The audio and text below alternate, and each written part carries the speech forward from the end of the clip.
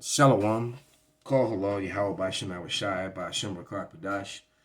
Double honors to the apostles, double honors to the elder bishops. Salutations to all my fellow laborers. Continuing on, you already know the deal. When I do these type videos, this always happens. They just cut me mid sentence, and they. But anyway, we just gonna keep going with it. They're not stopping. They're not stopping this truth, man. But yeah, I'm just gonna go into a little commentary about the movie now, and maybe bring forth a few more evidences. As a matter of fact, since they did that, I'm gonna do this to them. All right, I'm gonna do this right here.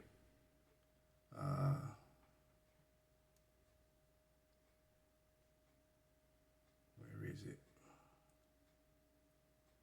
Because they're angry, but see, this whole white thing is made up in the first place. It's a social construct. Because the Khazars, the Edomites, were not calling themselves white, at all. That's something that they made up.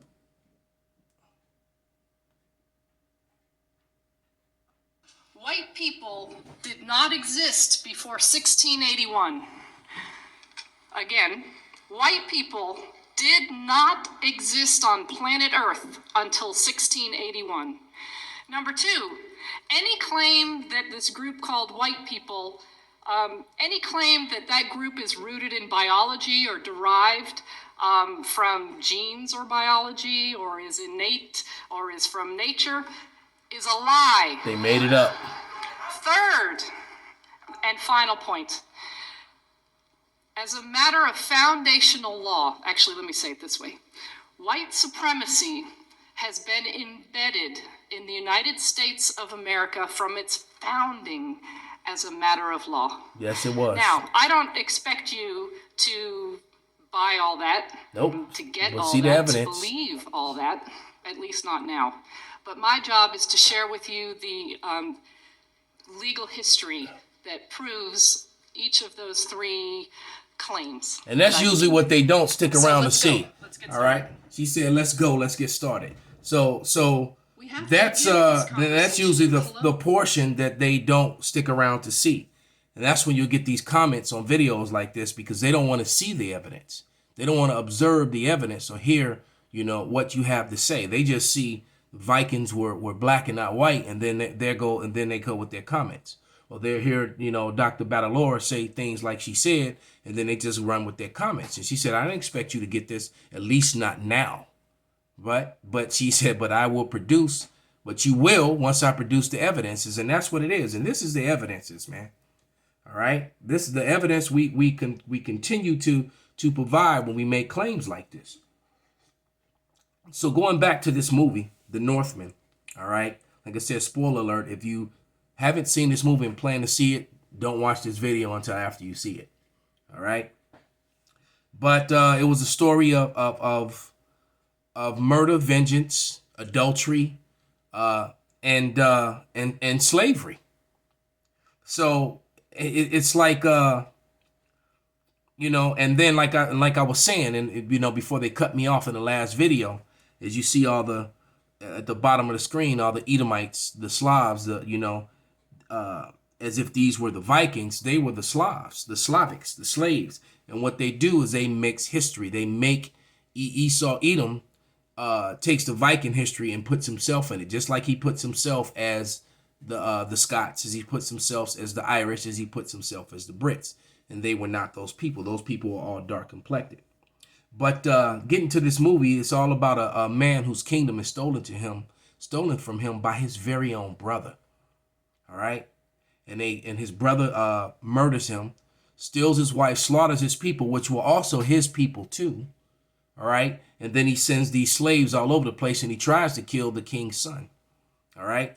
And the king's son escapes and makes a vow as a child to avenge his father, his mother, all right, and kill his uncle. And he made that vow to himself, and he grew up to be and joined a Wildmen clan, what they'll tell you were, what they'll say that, these Wildmen, they like I said, they've connected the Wildmen history with Viking history. That's why they got them crazy rituals with where they're drinking blood and eating flesh, or they're eating the hearts of their victims and all this, and then Jake was going off worshiping all these gods that they had learned, all these Odin, all these things that they learned back in when under the Grecian captivity, which and they a lot of them were worshiping those gods up until the Roman captivity as well. They had truly become Greeks at heart, and they were Israelites in a Greek state of mind. All right. And when the Dark Ages came, when all this history of these things, what you're looking at on the screen, what I'm talking about, what happened, and Jake was truly immersed into that history. But nevertheless, I've finally come to realize that that's what Esau Edom does. He mixes the Wildmen history with the Viking history and then puts his face on it. That's exactly what he's doing. All right, keeping that confusion, that confusing people with that wine. You got to remember, his tongue walketh through the earth. His vibration is through the earth. So therefore, you're constantly being fed lies. And then when people hear the truth, they have a problem with it. So, so what happens for that? The boy grows up and becomes a mighty warrior, and then he finds out through the slavers that a group of the slaves were going to an island where this king had lost his king to his kingdom to this king, which was his uncle who had murdered his father, and took his mother. He had lost his kingdom to another king, was on Greenland, and some of the slaves were going to Greenland. So what he did was went and branded himself and hid among the slaves so he could be taken to this island in Greenland just to slay his uncle, and he did just that. He linked up with a little blonde chick, and matter of fact, it brings to mind Deuteronomy, the 21st chapter, and I'm gonna read that for a reason, for a couple reasons, because I had some clown, Bishop Melchizedek. Your name should be Bishop Don't Know Nothing. Coming against Deuteronomy, the 21st chapter, was giving a breakdown of a captive slave, which it said it has nothing to do with rape, and it has everything to do with rape, because that's what's happening to the girl, to the woman, to any woman that's caught in this circumstance. All right, is it 21 or 22?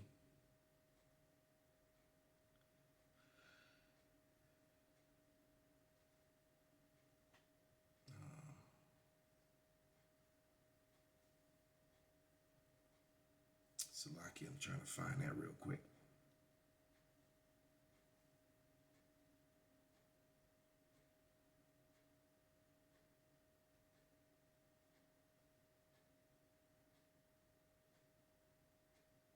Yeah, I think it's Deuteronomy.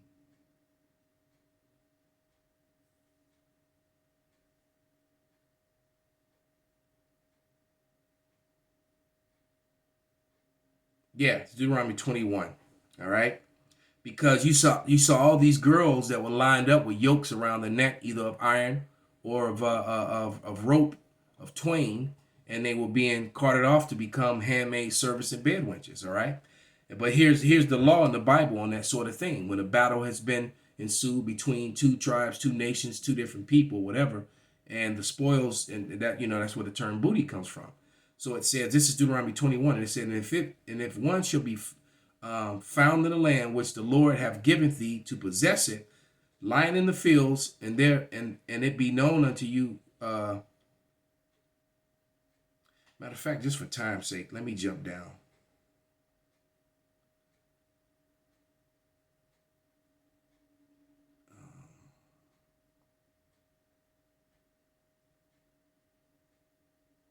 I'm gonna start at verse 11. Verse 10. It says, and when thou goest forth to war against thy enemies, and the Lord thy God have delivered them into thine hands, and thou hast taken them captives. All right. And it says, and thou seest among the captives a beautiful woman, and hast desire unto her, thou wouldest have her to a wife. And so the way you become a wife is through sex. So if this is a captive woman, sex with her is not going to be something in most cases that she actually is agreeing to. All right, so there's a whole law in the Bible on a captive woman. All right, and how you going to make her your wife, whether she's with it or she's not. And when she's not, most likely she's not with it. You just slaughtered all her friends, her family, the people she grew up with, her mother and father. Okay? All right. So going back to when that guy and all his ignorance, that's rape. So there's a whole law on how it's done. She's being seized. Okay? It says, but it says, thou shalt bring her home to thine house, and shall shave her head and pare her nails, and shall put the raiment of her captivity from off her, and shall remain in the house, and bewail her father and mother a full month, so a full moon cycle. And after that thou shalt go unto her, and be her husband, and she shall be thy wife. It's as simple as that. And that's what was going on all through this movie, and that was the way of the world.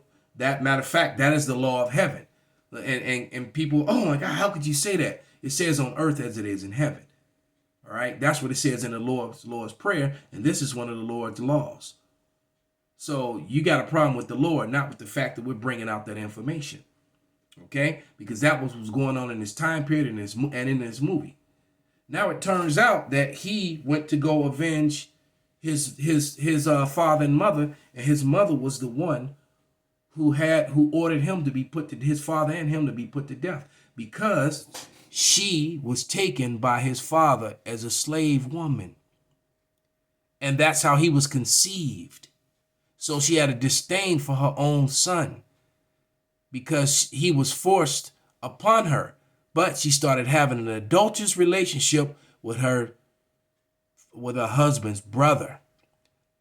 So it was her who initiated, that I will be your queen and raise your son and give you another. And that's exactly what she did. So that day in the forest, when they attacked him and his father, all right, and his father fought, against many men alone, who also was shooting him with arrows, all right, and then they killed him. And when the man removed his veil, it was his very own uncle. And then the uncle ordered his death, and the boy got away. And it turns out that he lived his whole life becoming this mighty warrior to avenge his mother and his father, to only find out that his mother had did it anyway. When he revealed to himself to his mother, she let him know of his hate and his disdain.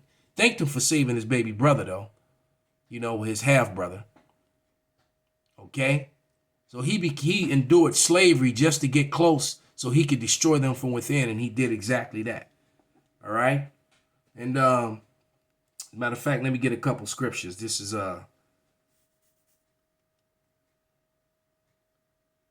Ecclesiastes, Ecclesiasticus. Is it 31:26, and it reads, why did I write that? The furnace proveth the edge by dipping, so that the wine of the hearts of the proud by drunkenness. So, basically, this truth pretty much proves itself.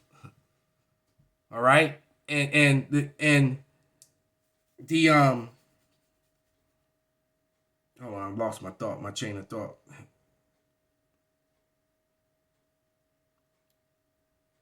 Why did I write that and I read that for a reason. All right, furnace proves the edge by dipping. All right, so the furnace of adversity, how you make a sword and sharpen a sword. All right, but then so does the wine of the proud by drunkenness, and going back to that wine of lies. All right, that's why. Right, yeah. Now I remember. Now going back to them telling those damn lies, man. They're being their voice going through the earth. All right. But what I really wanted at that moment, that just came out at the wrong time, was Ecclesiastes 25:24. That's what I wanted. All right. And it says, right, and of the woman came the beginning of sin, and through her we all die. Because that's what ends up happening. He ends up killing his wicked uncle, destroying this slave and farm, and the wicked chieftain, which was his uncle, killed his uncle's son, took his heart, all right, and ended up killing his mother and his baby brother. His baby brother by accident, but he killed his mother. Well, his mother attacked him, you know. That's how much hate she had for him because he was his father's son. And he was telling her, "Wait, this is how could you do this?" He was so heartbroken. He was like, "I saw you screaming. I saw them taking you away." And she said, "I was laughing." And she showed him the slave mark on her chest, the same one that he had on his chest that he put upon himself.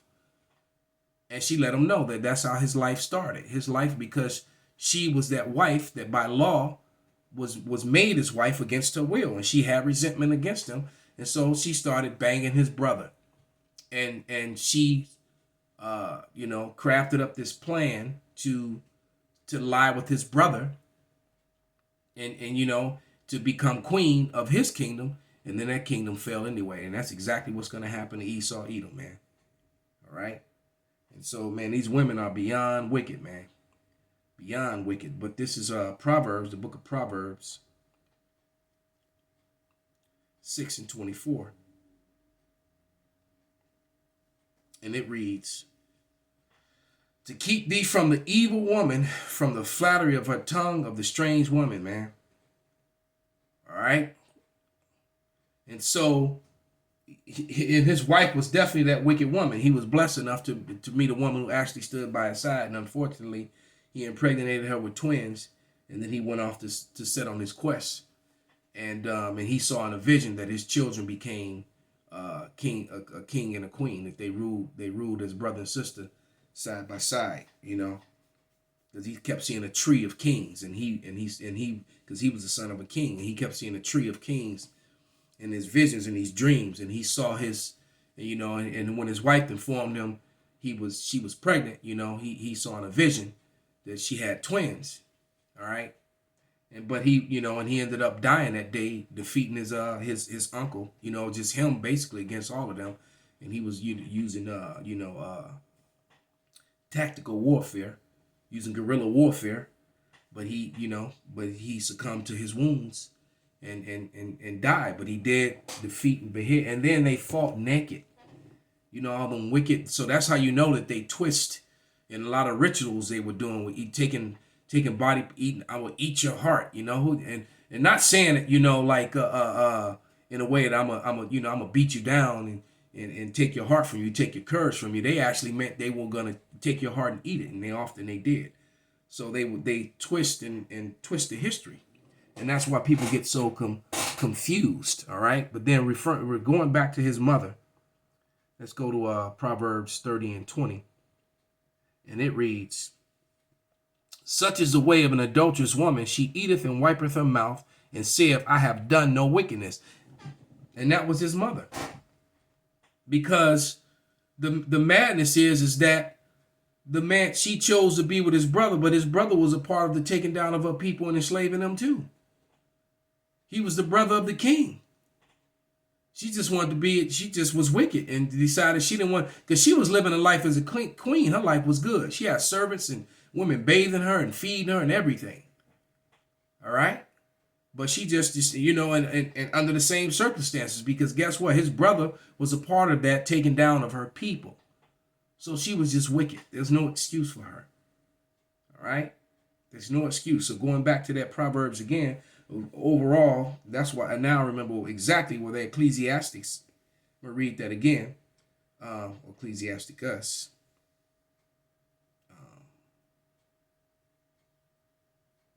Is it 31 and 26?